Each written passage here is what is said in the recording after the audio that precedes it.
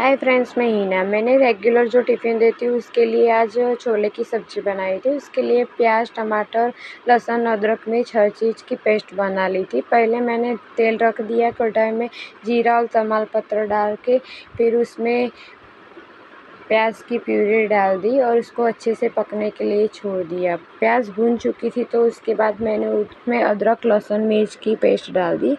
उसको भी मिक्स करके पकने के लिए छोड़ दिया थोड़ी देर।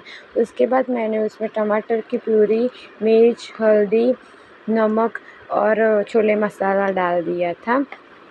फिर उसको तेल अलग हो तब तक अच्छे से पकने के लिए छोड़ दिया था। तो ऐसे ग्रेवी पक चुकी थी। उसके बाद मैंने बॉईल किए हुए छोले रखे थे, वो छोले डाल दिए लास्ट में और थोड़ी-सी कसूरी मेथी डाल की। इस तरीके से मेरे सिंपल से छोले की रेसिपी तैयार है। आपको अच्छी लगी हो तो वीडियो को लाइक, शेयर एंड सब्सक्राइब कीजिएगा। और आपको ऑनलाइन टिफ़िन बुक करवाना हो तो स्विगी, ज़ोमैटो से आप जीएनसी किचन पे जाके ऑर्डर बुक करवा सकते हो। ऑफ़लाइन टिफ़िन के लिए आप मुझे कॉल या मैसेज करके आपको ऑर्डर बुक करवा सकते हो।